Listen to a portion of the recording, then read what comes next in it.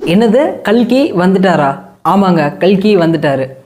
நிறைய பேர் வந்து என்ன சொல்கிறாங்கன்னா, கல்கி வந்து தோன்றிட்டாரு, இல்லை கல்கி வந்து இந்த வருஷத்தில் வந்து வந்துடுவார், இல்லை அடுத்த வருஷத்தில் கல்கி வந்துடுவார். இந்த மாதிரி கல்கி களி இது பற்றின விஷயங்கள் வந்து நிறைய விதமான ஆட்கள் வந்து நிறைய விதமாக வந்து பேசிகிட்டு இருக்காங்க. அது மட்டும் இல்லாமல் இந்த இடத்துல வந்து நம்மளுக்கு தெரியக்கூடிய இந்த மதங்களான ஹிந்து, கிறிஸ்டின், முஸ்லீம் இந்த மாதிரி மதங்கள்லேயுமே வந்து என்ன சொல்லி வச்சுருக்காங்க அப்படின்னா, கல்கி அப்படிங்கிறவர் வந்து வெள்ளை குதிரை ஏறி வருவார். அவர் வந்து கையில் வந்து உலகத்திலேயே அந்த காலத்தில் இருக்க நவீனமான ஆயுதம் வச்சுருப்பார்.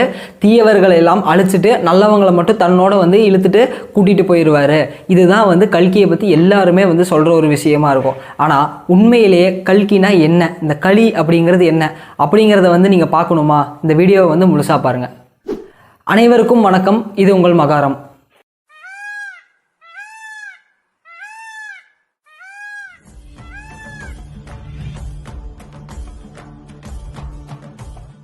இப்போது இந்து மதம் அப்படிங்கிறத எடுத்துக்கிட்டிங்கன்னா அதில் வந்து என்ன சொல்லுவாங்கன்னா, கல்கி வெள்ளை குதிரை மேலே ஏறி வருவார்.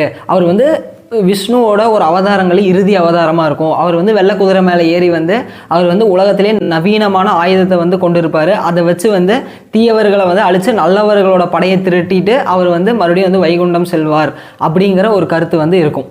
அதே மாதிரி பார்த்தீங்கன்னா நம்ம கிறிஸ்டியானிட்டியில் எடுத்துக்கிட்டிங்க அப்படின்னா ஜீசஸ் வந்து திருப்பி செகண்ட் காலிங் ஆஃப் ஜீசஸ் இல்லை ஜட்ஜ்மெண்ட் டே இந்த மாதிரி சொல்லுவாங்க. அவர் வந்து திருப்பி வருவார். அவருக்கு விசுவாசமாக இருக்கவங்க, அது இல்லாமல் அவரையே வந்து சதா காலமும் நினச்சிட்டு இருக்கவங்க, அப்புறமா வந்து அவரையே நினச்சி கடைசியில் மண்ணுக்குள்ளே வந்து இறந்து அவங்க புதைக்கப்பட்டவங்களெல்லாம் திருப்பி எழுப்பி அவர் வந்து தன்னோட அழைத்து கொண்டு போவார் அப்படிங்கிற ஒரு விஷயத்தை முன்வைப்பாங்க.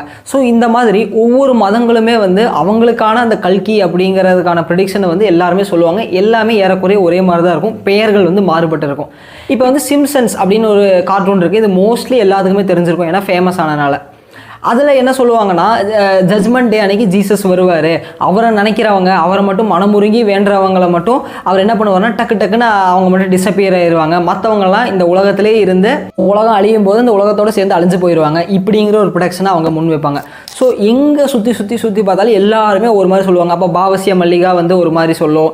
அதே மாதிரி வந்து ஐயா வைகுண்டரோட அகில திரட்டு வந்து ஒரு விதமாக முன்னெடுத்து வைப்பாங்க. அதே மாதிரி வீரபிரமேந்திர சுவாமிகள் வந்து கல்கி பற்றி அவர் ஒரு ரெஃபரன்ஸ் கொடுத்துருப்பாரு. ஸோ இந்த மாதிரி ஒவ்வொருத்தருமே பார்த்தீங்கன்னா அவங்க ஒவ்வொரு ரெஃபரன்ஸ் கொடுத்துருப்பாங்க. பட் இதுக்குள்ளே எல்லாமே வந்து ஒரு விஷயம் சிமிலராக இருக்கும்.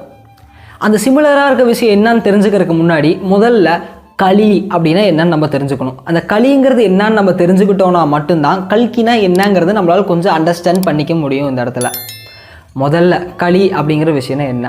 எல்லாருமே களினா வெளியே இருக்குது, வெளியே நடக்குதுன்னு நினச்சிட்டு இருக்காங்க. ஆனால் அது அப்படி இல்லவே இல்லைங்க. சயின்டிஃபிக்காக பார்த்தாலும் நம்ம இப்போ சயின்ஸ் படி பேசினாலுமே, ஏன்னா எல்லாருமே இப்போ வந்து எதுக்கு எடுத்தாலும் சயின்டிஃபிக்னு கேட்குறாங்க.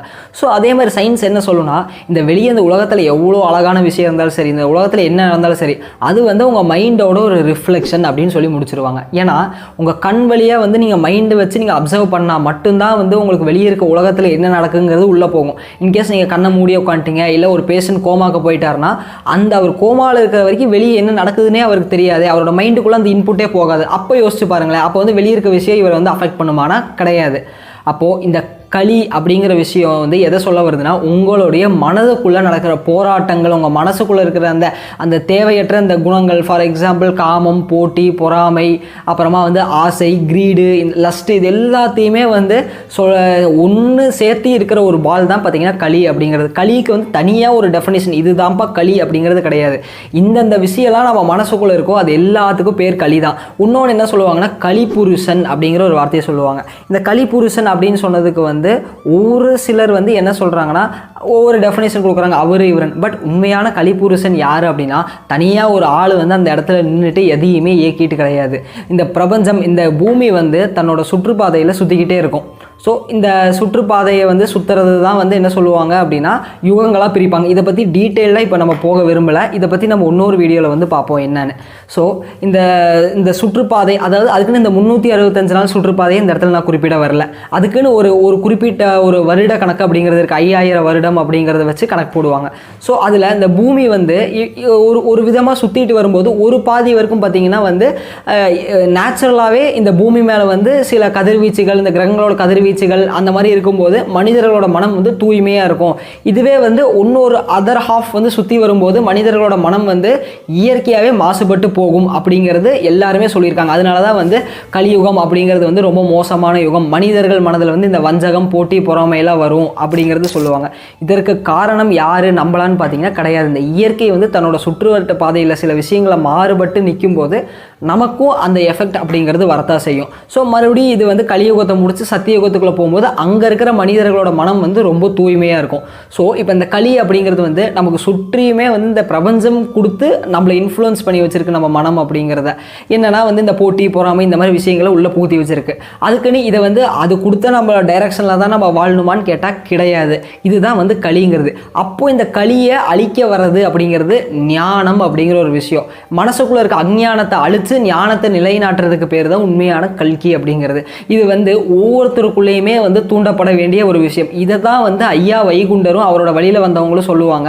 இப்போ வந்து களி அப்படிங்கிற ஒரு விஷயம் வந்து நம்ம மனதுக்குள்ளே இருந்து தோன்றி ஏற்படும் விஷயம்தான்.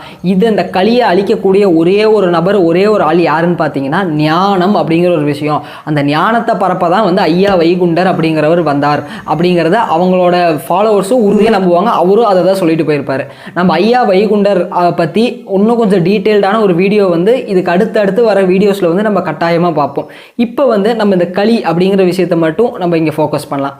ஸோ இப்போ ஒவ்வொருத்தரோட மனசுக்குள்ளே வந்து இருக்கிற அந்த ஞானத்தை வந்து தூண்டுறதுக்காக தான் வந்து பார்த்திங்கன்னா இத்தனை பேர் வந்தது. நம்ம வள்ளலார் ஆகட்டும், இல்லை வீர பிரம்மேந்திர சுவாமிகள்னு சொல்கிறவர், இல்லைன்னா சத்குரு ஸ்ரீ பிரம்மா, ஐயா வைகுண்டர், இந்த மாதிரி இந்த ஆட்கள் எல்லாருமே எதுக்காக வந்தாங்கன்னா இந்த களியை அழித்து, அதாவது நம்ம ஒவ்வொருத்தரோட மனசுக்குள்ளே இருக்க அஜ்ஞானத்தை அழித்து ஞானத்தை நிலைநாட்டுவதற்காக தான் வந்தாங்க. ஸோ இப்போ வந்து ஒரு ஆள் வந்து தனியாக வெள்ளை குதிரை மேலே ஏறி வராரு, இல்லை வாள் எடுத்துகிட்டு வராரு அப்படிங்கிறது செகண்டரி. அது வந்து மித்தாலஜிக்கல் கேரக்டர்ஸில் வந்து அவங்க சொல்கிறாங்க. அது நடக்கலாம், மேபி நடக்காமையும் போகலாம். ஏன்னா எத்தனையோ கதைகள் வந்து இது வரைக்கும் நம்ம புராணங்களில் சொல்லியிருக்காங்க. அதில் எல்லாத்துக்குமே இது நடந்துச்சு, நடந்தே ஆச்சு அப்படிங்கிற சான்று நமக்கு இருக்கான்னு கேட்டிங்கன்னா அந்த இடத்துல ஒரு கேள்விக்குறி தான். அதே மாதிரி வந்து நம்ம வள்ளலார் ஆகட்டும் இவங்கெல்லாம் என்ன சொல்லுவாங்கன்னா, புராண கதைகளை வந்து நீங்கள் நம்பாதீங்க, ஏன்னா அதுக்குள்ளே பூராமே ஒரு ஞானத்தையும் தத்துவத்தையும் புதைச்சி வச்சுட்டு போயிருக்காங்க. இப்போ ஃபார் எக்ஸாம்பிள் முருகர் வந்து அந்த ஞான பழம் கிடைக்கல அப்படின்னு வந்து உலகத்தையே சுற்றி வந்து கோவிச்சுக்கிட்டு உட்காந்துக்கிட்டாரு. இது நடந்துச்சான்னு கேட்டால் நமக்கு தெரியாது. பட் அதுக்குள்ளே ஒரு ஞான ரகசியம் இருக்குங்கிறது 100% உண்மை. அது என்னங்கிறது நம்ம எல்லாத்துக்குமே தெரியும். ஸோ இப்படி தான் வந்து ஒவ்வொரு கதைக்குள்ளேயுமே பார்த்தீங்கன்னா ஒவ்வொரு ரகசியம் அப்படிங்கிறது வச்சுருக்காங்க. ஃபார் எக்ஸாம்பிள் இந்த இடத்துல வந்து இயேசு வந்து சிலையில் வந்து அறையப்பட்டார் அப்படின்னா அதுக்கு பின்னாடி மிகப்பெரிய ஒரு ரகசியமும் தத்துவமும் இருக்குது. எதுக்கு அவர் எதுக்கு 3 நாள் கழித்து திருப்பி உயரத்திலிருந்து வந்தார் அப்படிங்கிற மாதிரி. ஸோ இந்த மாதிரி ஒவ்வொரு விஷயங்களுக்கு பின்னாடியுமே பார்த்தீங்கன்னா ஒவ்வொரு தத்துவங்கள் அப்படிங்கிறது அடங்கியிருக்கு. ஃபார் எக்ஸாம்பிள் சிம்பிளாக சொல்ல போகிறோமே, நம்ம சிவபுராணம் அப்படிங்கிறது படிக்கிறோம். அந்த சிவபுராணம் வந்து எழுதினவர் மாணிக்கவாசகர். அந்த மாணிக்கவாசகரோட உண்மையான பேர் வந்து திருவாத ஊரார். அந்த மாணிக்கவாசகர் அப்படிங்கிற அந்த பட்டத்துக்கு பின்னாடியே மிகப்பெரிய தத்துவம் ஒளிஞ்சிருக்குங்கிறது இங்கே எத்தனை பேருக்கு தெரியும்? ஸோ அந்த மாதிரி கல்கி அப்படிங்கிற விஷயம் வந்து என்னத்தை சொல்ல வருதுன்னா, நமக்குள்ளே இருக்கிற அந்த அஜ்ஞானத்தை அழித்து நல்ல ஒரு விஷயத்தை வந்து நிலைநாட்டுறதுக்காக வர்றது தான் கல்கி அப்படிங்கிறது. அதை வந்து நீங்கள் அவதாரமாக எடுத்துக்கலாம், இல்லை இந்த பிரபஞ்சத்தில் ஏற்படுற ஒரு சேஞ்சாக எடுத்துக்கலாம், இல்லை ஃபஸ்ட்டு உங்களோட ஹியூமன் பாடிக்குள்ளே உங்களோட ஹியூமன் மைண்டுக்குள்ளே ஏற்படுற சேஞ்சாக இருக்கலாம், உங்கள் சோலோட அடுத்த க்ரோத் லெவலாக இருக்கலாம். இது வந்து இந்த மாதிரி இது நம்பர் ஆஃப் ரீசன்ஸ் வந்து இது சொல்லிகிட்டே நம்ம போகலாம். ஸோ இந்த இடத்துல வந்து கல்கினா என்ன அப்படிங்கிறத நீங்களே முடிவு பண்ணிக்கோங்க. இதை நான் உங்ககிட்டயே விடுறேன். நன்றி. அடுத்த ஒரு சிறப்பான பதிவில் நம்ம சந்திப்போம்.